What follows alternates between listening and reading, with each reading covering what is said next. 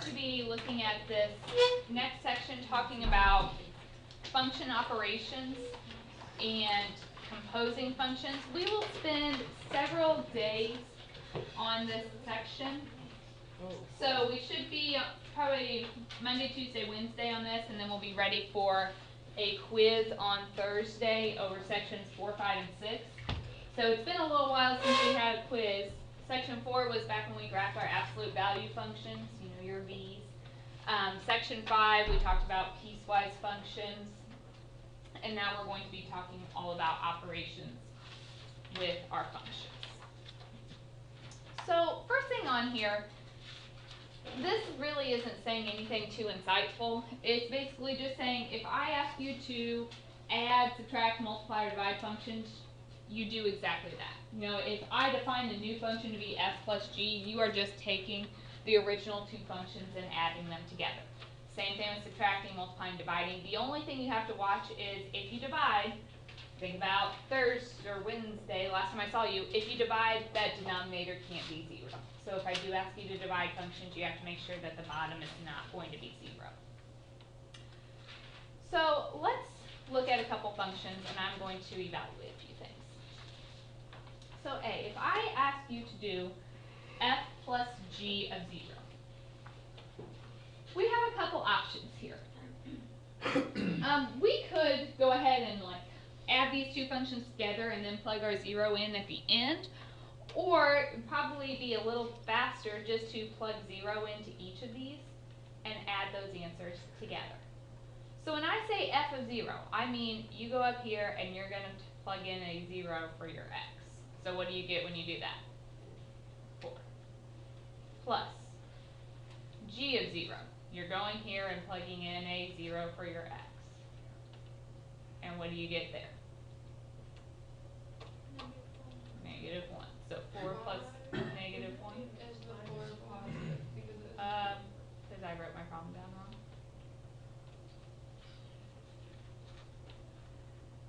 So negative 4 plus negative 1 would give me a negative 5. I want you guys to do B, C, and D here. Just plug those in and evaluate.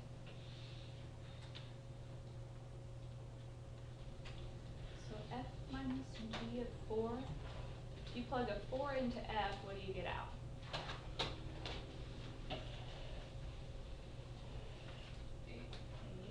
Minus g of 4. If I plug a 4 in here, I get 16 times 2, so 32 minus 1, 31. So 8 minus 31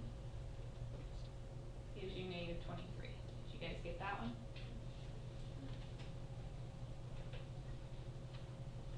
Okay, C, f times g of negative 2. So if you plug in negative 2 into f, you get negative 10.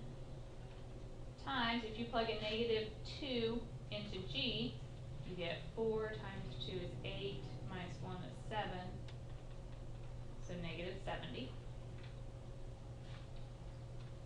And D, f of 3 will be 9 minus 4, so 5, divided by g of 3, so 18 minus 1 is 17, and 5 over 17 doesn't reduce, so I'll just leave it like that.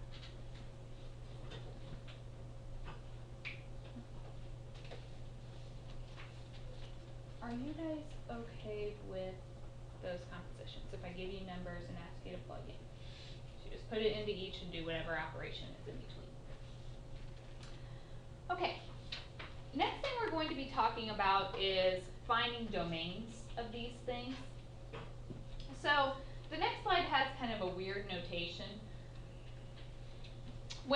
You'll notice when you add, subtract, and multiply, this domain is the same every time. All this means is you're going to take the domain of f, intersect the domain of g. Basically, every number that's in both the domain of f and g will be in the domain of the final.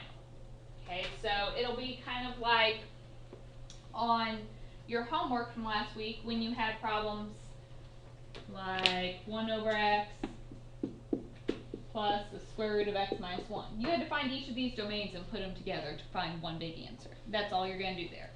Find the domains of f and g and put them together to get your final domain. The domain when you divide is going to be the same, but But you're also going to have the extra stipulation that you have to make sure your denominator isn't going to be 0.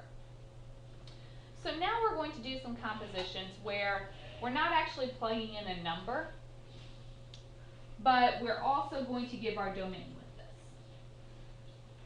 So when I say f plus g of x, all that means is you're going to find f of x, and you're going to add that to g of x. So f of x is the square root plus g of x is x over x minus 3. Are those like terms? Can I add them together? No. So that's my answer for f plus g. You're not always going to be able to add them and get one nice answer at the end. Now the domain of this. We have to look at each of these individual domains. From last week, we know if there's a radical, the thing underneath has to be positive. So that means 4x has to be greater than or equal to 1. So x is greater than or equal to 1/4. If it's a fraction, what do we know? Or 0. The bottom cannot be 0. So add your 3 over and x cannot equal 3. So now you have to put those two pieces together for your final domain. So greater than or equal to 1/4, we're going to start at 1/4, comma, we have to stop when we get to 3 because it can't equal 3. Put a parenthesis there. And then we can have everything bigger than 3, so union 3 to infinity.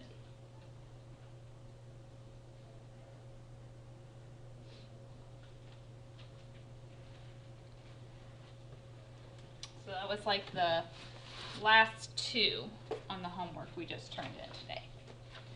Remember on those domains, if you're struggling a little bit with what that's going to look like, you can always graph them on a number line and look at your number line to help write out the final domain. Questions here?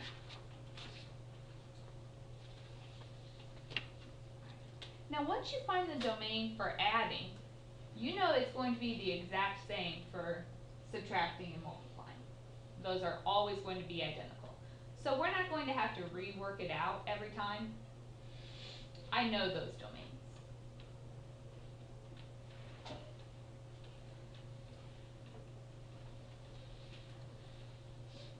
When I subtract, what's that going to look like?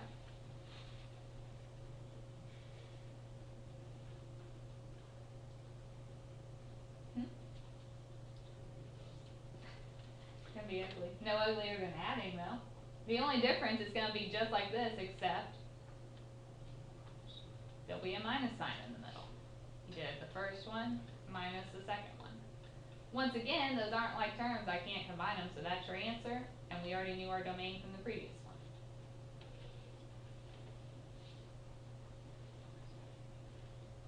For the multiplying, we have f times g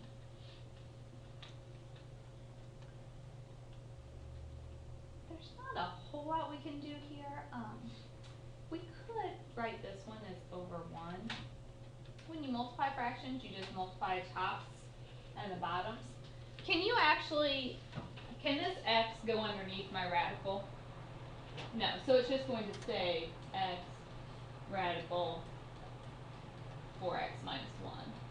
The bottom, 1 times x minus 3, is just x minus 3. So we can multiply them and go ahead and just write one final fraction, but there wasn't a whole lot of calculation to do because, once again, we couldn't multiply that square root with the other one. What do we know about our domain, though? It's the same. I don't have to recreate it. Add, subtract, and multiply, your domain is identical.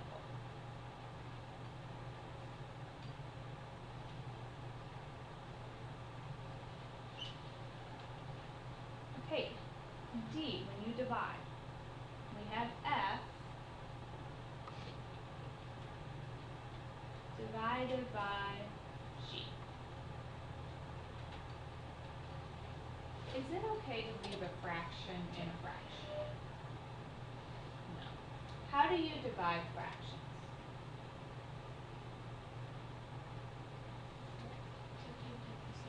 Yeah. Flip and multiply. The first one stays the same. Times, and then you flip the second. So once again, we could put this over 1. We're still not going to really be able to combine them, but we could just write one big fraction. So you're going to have the x minus 3 times the square root over 1 times x is just x. And that's really still pretty ugly, but about as clean as it's going to get. The domain here, it's the same as the other 3, but you also have to make sure this denominator isn't going to be 0. So my denominator is just x, so that means x can't be 0, right? If you are starting at 1/4, do you have to worry about that? If we're already 1/4 or bigger, I can't be 0 anyway. So this really didn't change my domain. Because if you are bigger than 1/4, you already cannot equal 0. So in this one, all 4 domains turned out to be the same.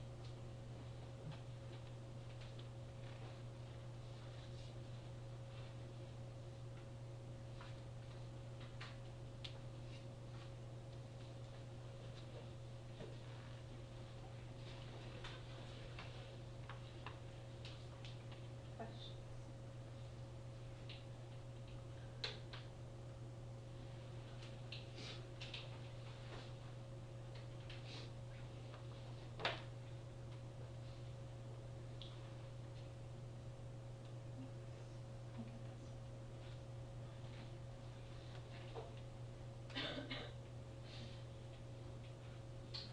Functions can be represented lots of different ways. We can have equations like the last couple, but I could also give you graphs or tables or mappings. So I just wanted to make sure we could evaluate things no matter which way it's given to us. So for each of these, I have 4 different things I want to find.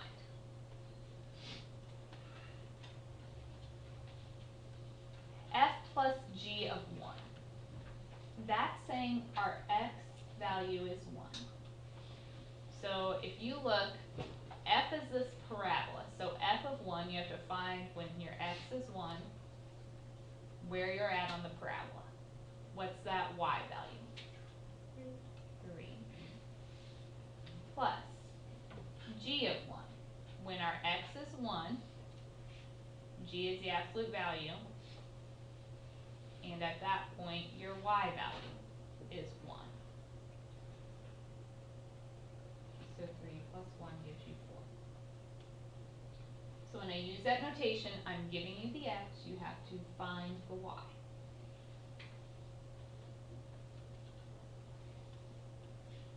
Okay, so the second one, f minus g of 0. So f of 0, if you look on your graph, when x is 0, f is at, what's your y value there? 0. Minus g of 0, if I look at my graph, when my x is 0, my y value on g is 4. So 0 minus 4. Oh, I did them backwards, didn't I? I did g minus f. 4 minus 0. Thank you. And so we get 4. I'm going to do the first couple for each, and then I'm going to have you guys come back and do the last 2. So I want to make sure you know how to read each of these before I have you do them on your own. So for this one, when I say f plus g of 1, that's saying when x is 1. So I go to this table. When my x is 1, f of 1 is 1 plus g of 1 is 6, so 1 plus 6 will give us 7. You're just reading those numbers from the table.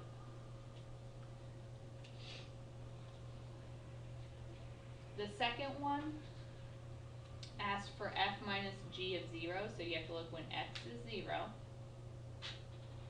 F is negative 1 minus g of 0 is 4. So negative 1 minus 4 is negative 5. Okay, why don't you guys finish this up? Do the multiplication and division one for each of those. And then if you have any extra time, you can do the part C. That's just more practice with the equations.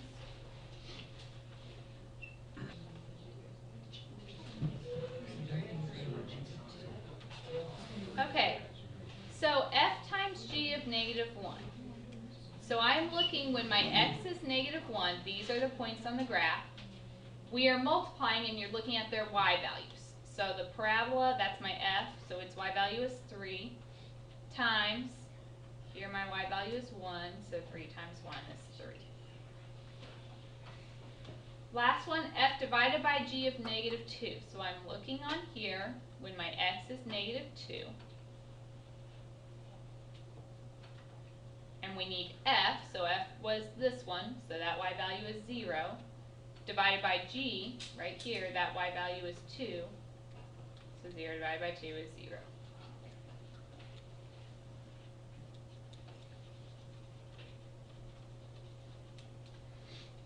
So from the table, f times g of negative 1. So you are looking on the table when your x is negative 1.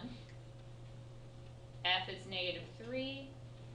G is 2, so negative 3 times 2 is negative 6. Last one, f divided by g of negative 2. So there's negative 2. So f is negative 5 divided by g, which is 0. Can you divide by 0? No, so that one is no solution, undefined. Can't get 0 on the bottom.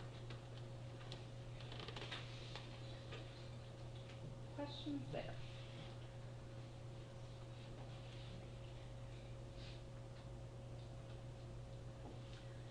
Why don't we go ahead for a little practice. Let's go ahead and do this part C. It's just with equations.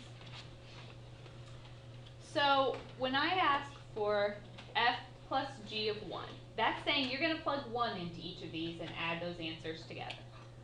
So when you plug a 1 into f, you get out 7. Plus, if you plug a 1 into g, negative 1. So 7 plus negative 1 is 6.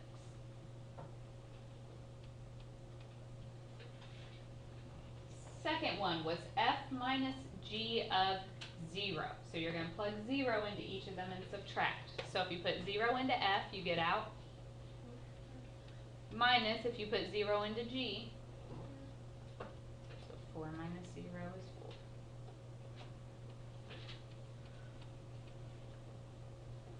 Third one, f times g of negative 1. If you put a negative 1 into f, you get out negative 3 plus 4, so 1. If you put a negative 1 into g, absolute value of negative 1 is 1, but then you have a negative on the outside, so that's negative 1. So 1 times negative 1 is negative 1.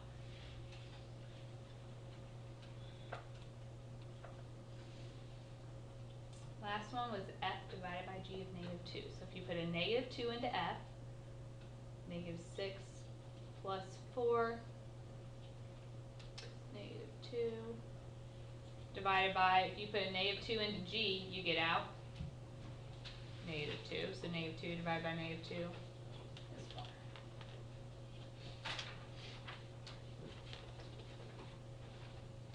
Questions there?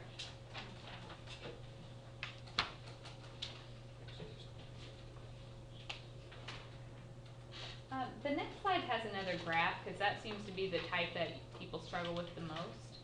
So take a second and see if you can evaluate these. Alright, so a couple that we had to watch here.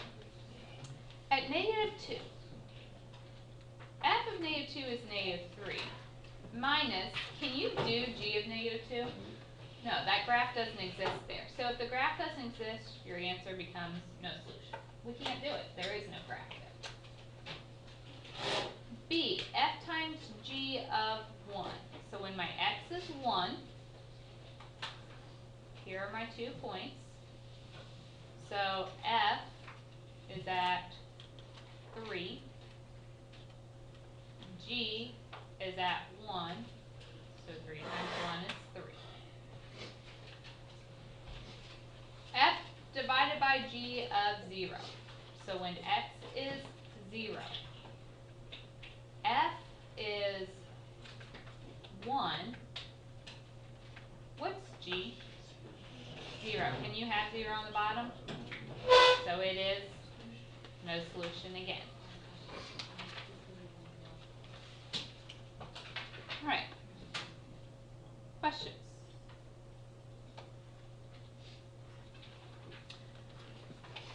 So the last thing we're going to talk about today is what's called the difference quotient.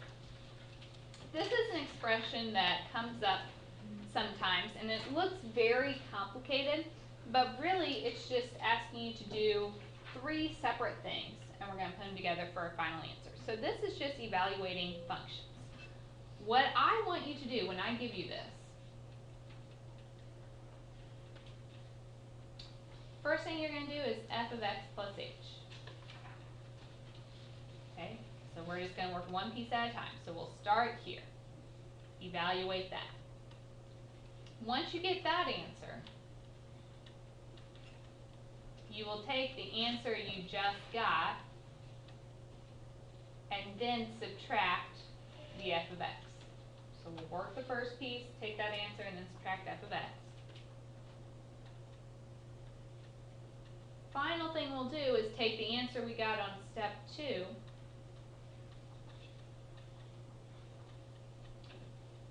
and divide it by h. Okay, so we'll just work one piece at a time. First find f of x plus h, take that answer, subtract f of x, take that answer and divide by h. It'll make more sense once I give you an actual problem. Okay.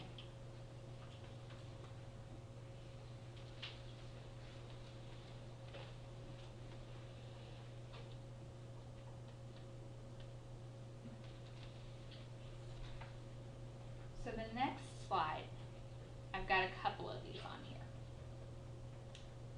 Let's work through the first one and see if we can make sense of what these steps are asking. So, step 1, I said find f of x plus h. Everybody make sure you're paying attention here. When I say find f of x plus h, if I said find f of 3, what would you do? Plug in 3. When I say find f of x plus h, you're going to go up here, and you are going to plug in x plus h where your x was. So it's going to become 2 times x plus h minus 3. Now this isn't going to simplify a lot, and it never will, but we're going to go ahead and multiply it out. So I just have those terms.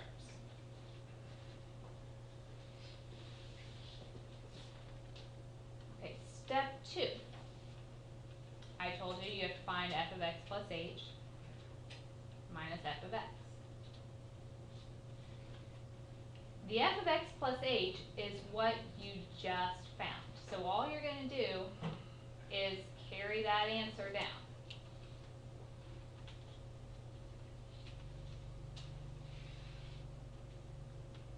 There's my f of x plus h. Minus f of x is the original. F of x is 2x minus 3. Okay, so the f of x plus h came right here from our last part. F of x was the original. Does everybody understand how I got this piece right here? What do I need to do with this subtraction? Distribute it. So that would make it a negative 2x and a positive 3. Now we can add like terms. So positive 2x and negative 2x would cancel out. Negative 3 and positive 3 would cancel out, and all I'm left with is 2h. Step 2, you should always get things to cancel out.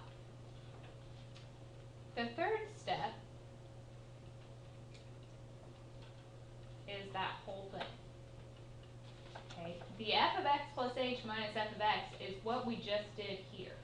So all you need to do is take that answer and divide it by h. So I get 2h divided by h. If you do that, what happens? H is canceled and you get 2. That is your final answer for your difference quotient. So if you just try to do it all at once, it gets a little confusing, but if you can break it into pieces, it's a little easier to work through.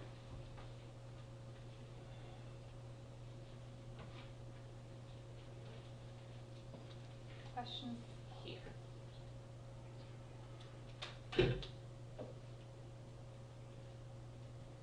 We're going to do one more.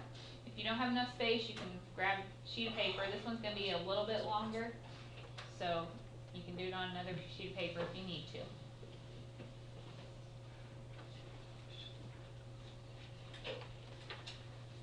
Step 1 is going to always be the longest step of the problem. Okay, when you find that f of x plus h. After that, your answer should be getting smaller each time. So for this one, when I say find f of x plus h, you have to go to your equation and plug in an x plus h every time we see an x. So it's going to be 3 times x plus h squared minus 2 times x plus h plus 4. Okay, so there were 2 x's up here originally.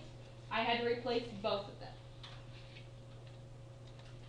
Now, I need to multiply this all out. It's going to get a little bit ugly, but it'll clean up in the next step, okay?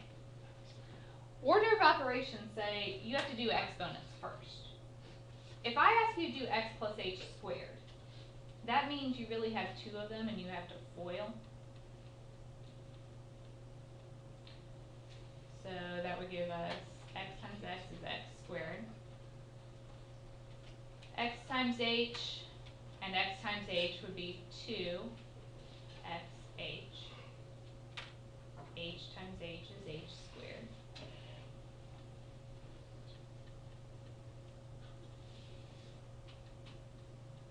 So I just wrote that twice in FOIL.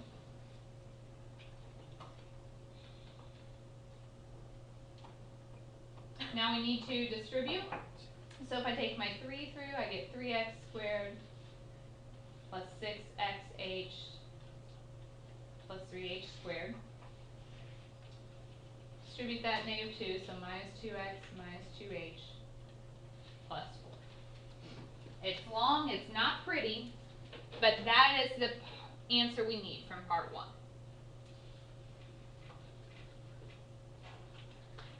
Okay, so part 1, you're plugging it in, multiplying it all out. In step 2, that's when you do the f of x plus h minus the f of x. What's f of x plus h? The original problem.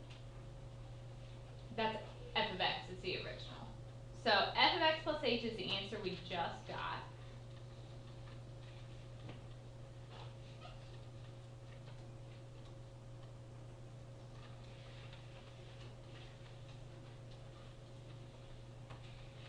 Minus f of x, which is the original problem. So I took the answer we just got minus the original. It's long, but this is the point where it should start getting shorter. Because at this step, you should have a lot of things start canceling out. We need to make sure to distribute our negative to start us out. So if I run that negative through, then what cancels? 3x squareds drop. What else? And what else?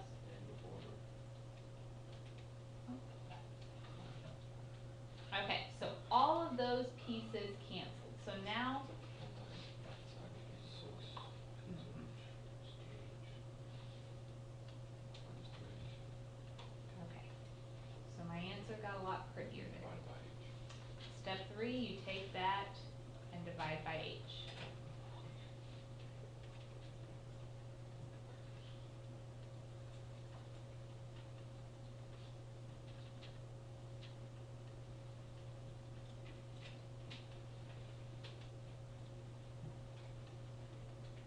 Okay, so if we take an H out of everything, 6xh divided by H would leave you with 6x. 3h squared divided by H.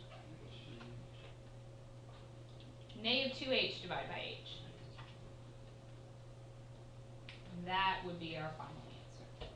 So just take it in pieces. The first step is going to be the ugliest. Step 2, you should get lots of things to cancel out. And then the final step, you're going to cancel out a bunch of H's. Okay, any questions for me? Yes. I got confused when I got the first part, Mhm. where you got the big long one. How did you know what to multiply by? The 3x squared minus 2x. Oh, you just subtract f of x. They changed my bulbs, so it's not calibrating now. F of x is the original, so you just subtract off that. So I just distribute the negative through that parenthesis and then start adding my terms. Other questions? Oh, man.